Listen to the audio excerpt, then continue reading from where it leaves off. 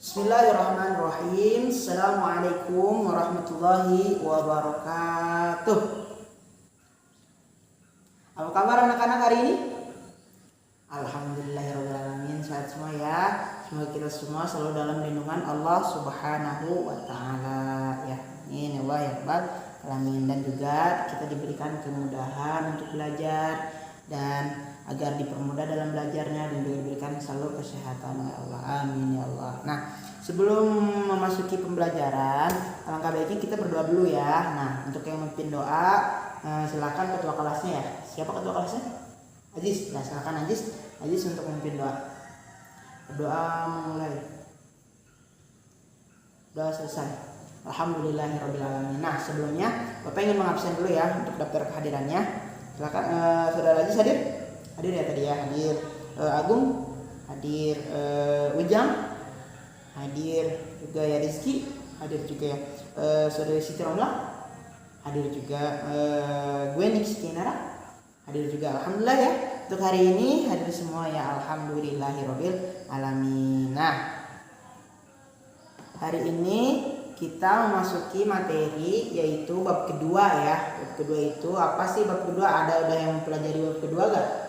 Kemarin sebelumnya waktu malam ada yang baru mempelajari gak? Bab kedua itu materinya tentang apa? Coba ada yang tahu materinya tentang apa bab ini hari ini? Iya benar, coba gini sih apa? Iya benar sekali Gani Sekinara. Nah, untuk bab 2 sekarang itu ada materinya yaitu kepengurusan zenadah dan juga hikmahnya.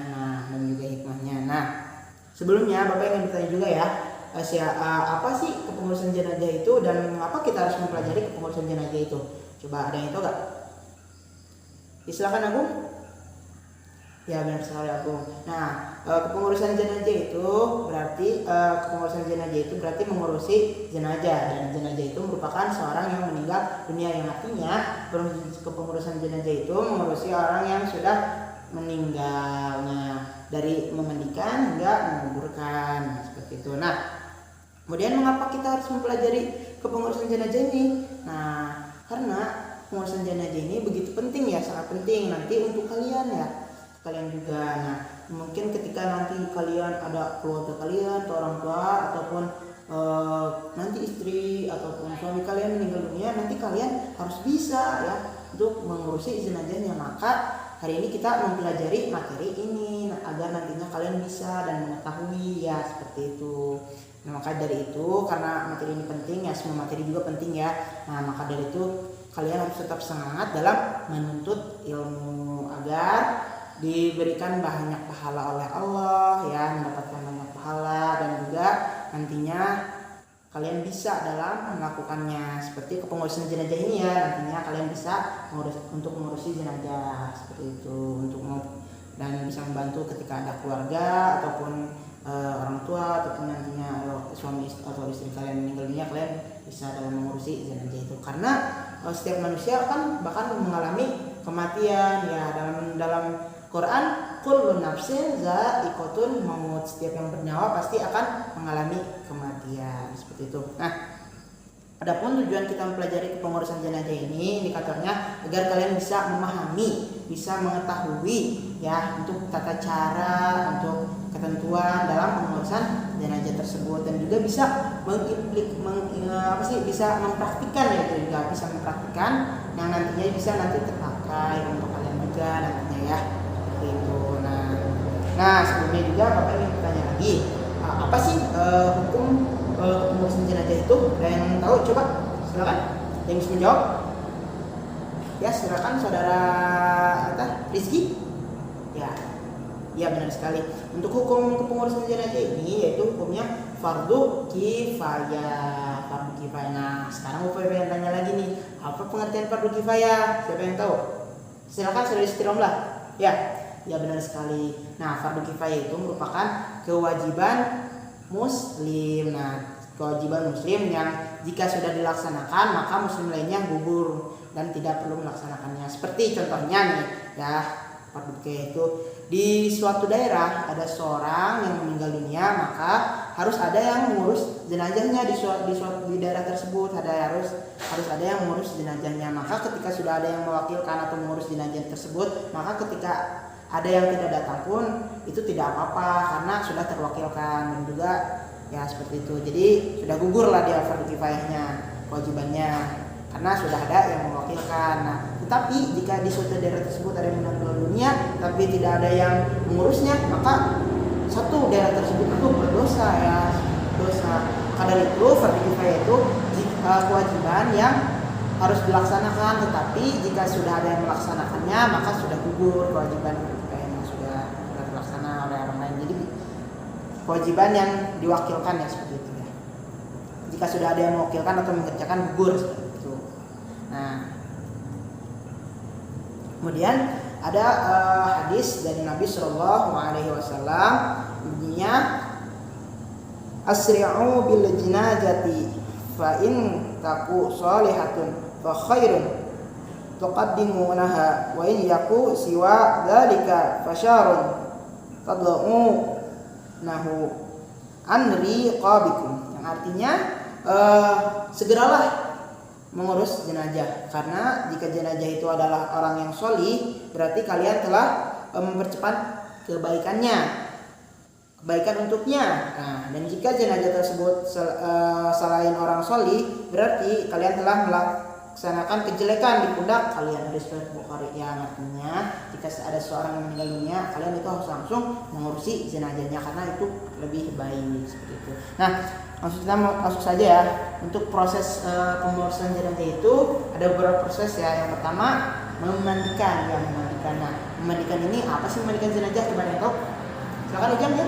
Ya, benar sekali. Ya, untuk memandikan jenazah ini adalah membersihkan dan mensucikan jenazah semahit dari segala jenis kotoran dan juga najis yang melekat di tubuhnya atau yang menempel di tubuhnya. Jadi membersihkan segala atau jenis kotoran dan najis yang melekat di tubuhnya seperti itu. Nah, dalam memandikan jenazah ini ada beberapa ketentuan juga ya.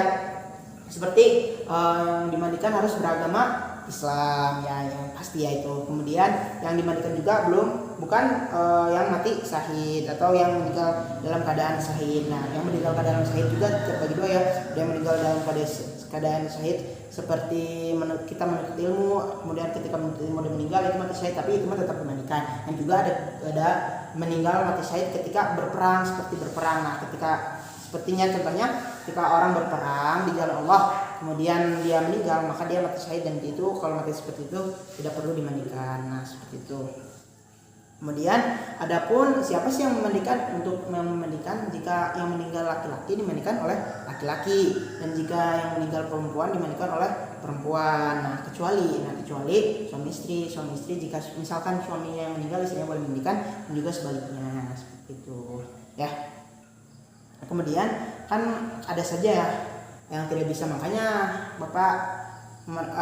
kita mempelajari ini agar kalian bisa. Nah, tapi kadang ada saja yang tidak bisa ya. Kalau ada yang tidak bisa itu dia ikut membantu, dan juga ada yang bisa itu diutamakan untuk membantunya ya, seperti itu.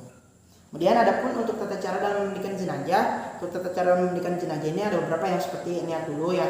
Kemudian si jenazah diletakkan di tempat pemandiannya. Tempat memandikannya ada biasanya kan ya, ada untuk tempat memandikan jenazah. Kemudian si aurat itu ditutup pertamanya, kemudian si kepala jenazah ini dikasih ganjal gitu ya. Kemudian langsung dibasuh ya oleh air dari sebelah kanan terlebih dahulu, kemudian dibasuh dengan air, terus kemudian dipakai sabun juga, dan juga kapur baru seperti itu, wangian ya.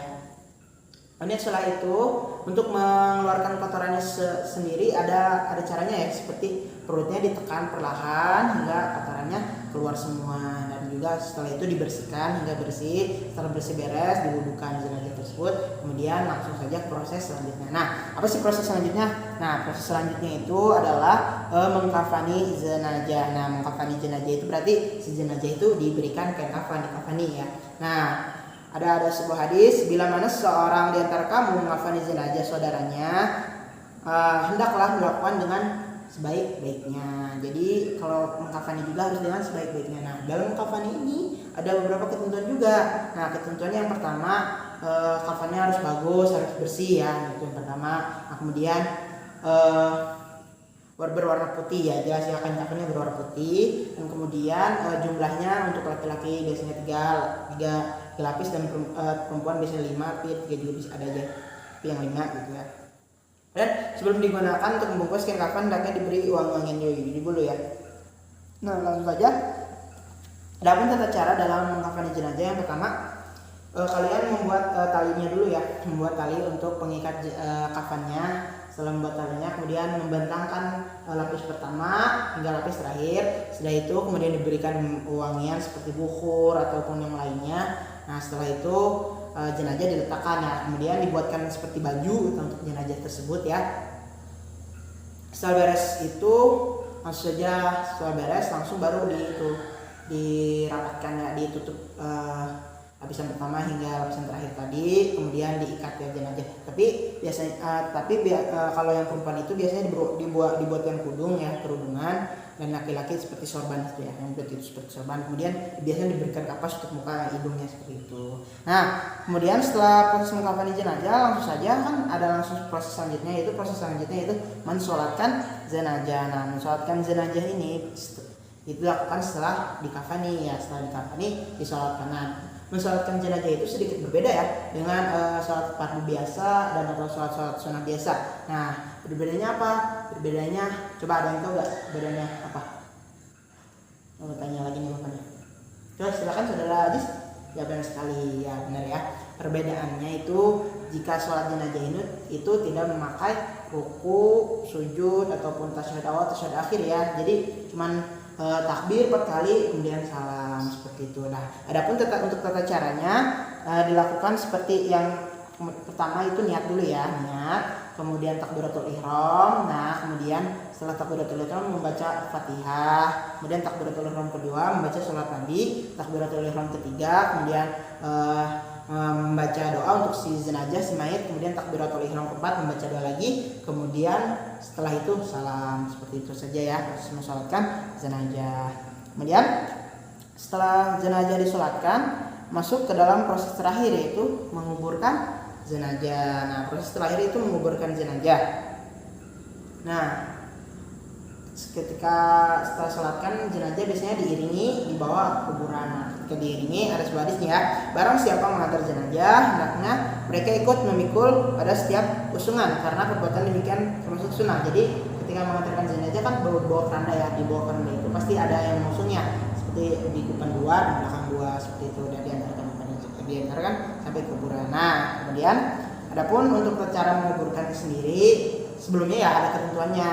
Ketentuan kuburan seperti kedalaman 1,5 meter, kemudian ukurannya harus disesuaikan dulu ya, diukur dulu biasanya ketika seseorang meninggal dunia. Kemudian pasti sebelumnya diukur ketika seorang meninggal dunia, setelah itu dia diukur dulu kan, sebelum dikafani diukur dulu, kemudian diukur juga untuk kuburannya seperti itu. Nah, untuk tata cara sendiri yaitu pertama yaitu mempersiapkan kuburan, tentu saja ya harus dipersiapkan dulu kuburannya ya, yang tadi. Nah, sebelum datang harus sudah siap dulu kuburannya jenazah. Sebelum jenazah datang, kuburannya harus sudah siap. Kemudian si keranda itu diletakkannya di samping kuburan tersebut. Nah, kemudian ada 3 orang yang turun ke dalam liang lahat, kemudian ada juga yang di atas dan membantu untuk menurunkan secara perlahan ke dalam liang lahat ya si jenazahnya. Nah, setelah diletakkan ke dalam liang lahat, kemudian membuat seperti bola, itu bola dari tanah bulat itu untuk mengganjal ini kepala, bagian belakang yang kaki 3 ya, 3 ganjalan bola. Kemudian si jenazah itu diarahkan ke arah kiblat, mukanya diciumkan ke tanah ke arah kiblat. Nah, sebelum di arah kiblat diciumkan itu si kain kafannya itu yang bagian kepala dibuka dulu ya, dibuka sedikit dan mukanya dibukakan. Nah, seperti itu. Jadi mukanya harus terbuka ya, kemudian baru diciumkan ke tanah. Nah kemudian proses seterusnya hingga beres itu dikuburkan, dan juga setelahnya langsung mendoakan untuk si jenazah tersebut. Nah agar nantinya si jenazah tersebut terhindar dari siksa kubur dan juga diampuni segala dosa-dosanya, seperti itu ya. Nah untuk proses dalam pengurusan jenazah tersebut ada seperti itu ya. Nah coba Bapak tanya lagi ya untuk mereview lagi. Coba ada berapa proses sih tadi untuk pengurusan jenazah? Coba Saudara Ajis, ada berapa proses tadi? Ya benar sekali Ajis. Tadi ada 4 proses. Yang pertama yaitu memandikan, mengkafani, kemudian mensolatkan, dan yang terakhir menguburkan. Ya benar sekali ya, itu ada 4 proses seperti itu. Nah, jadi kesimpulan apa yang jadi kesimpulan materi yang kita pelajari apa nih? Ada yang tahu coba? Ada yang tahu tidak? Coba, oh ada yang tahu, silakan. Klinisi Canada, Saudara Klinisi Canada tahu? Ya, ya benar sekali ya, benar juga itu ya. Nah, jadi kesimpulannya mempelajari untuk kepengurusan jenazah itu sangatlah penting ya, sangat penting karena ini nanti kalian akan dipakai juga nantinya ketika ada saudara kalian atau keluarga ataupun orang tua kalian meninggal, kalian itu harus bisa dalam mengurus jenazahnya. Nantinya kalian itu harus bersungguh-sungguh dalam mempelajari pengurusan jenazah ini, dan juga agar kita ingat ya terhadap kematian. Nah, kita bisa merenungkan, makanya ya. Jadi penting ya untuk mempelajari kepengurusan jenazah ini kesimpulannya ya. Nah, sebelum menutup pembelajaran hari ini ya, Bapak ingin memberikan tugas kepada kalian. Ada 2 tugas ya, yaitu yang pertama ada tugas individu dan yang kedua ada tugas kelompok. Nah, untuk tugas kelompok ini, jadi teknisnya seperti ini. Kalian membuat kelompok, satu kelompoknya berisikan 4 orang. Nah, berisikan 4 orang. Nah, coba kita bagi kelompok dulu ya, terlebih dahulu. Silakan. Nah, udah sepakat ya. Jadi kelompoknya udah sepakat. Nah, jadi tugasnya itu kalian diminta untuk membuat video tata cara dalam memandikan jenazah. Diminta untuk membuat tata cara dalam memandikan jenazah ya. Dibuat videonya untuk tata cara memandikan jenazah. Nah, untuk tenggang waktunya Bapak berikan yaitu 2 minggu ya untuk tenggang waktu membuat tugas tersebut. Nah, kemudian ya 2 minggu ya. Kemudian ada tugas satu lagi. Nah, tugas satu lagi ini yaitu kalian diminta untuk mencari hikmah dari kepengurusan jenazah ini. Diminta untuk mencari hikmahnya ya. Cari nanti dikumpulkan minggu depan ya. Minggu depan dikumpulkan, nanti kita bahas juga sama-sama ya bareng-bareng ya. Tapi nanti dikumpulkan ya tugasnya, ingat ya. Jangan lupa ya untuk tugasnya. Nah, mungkin kita cukupkan untuk pembelajaran hari ini ya. Mohon maaf jika Bapak ada salah-salah kata atau menyinggung kalian dalam pembelajaran hari ini. Bapak ucapkan mohon maaf. Nah, kita akhiri saja ya.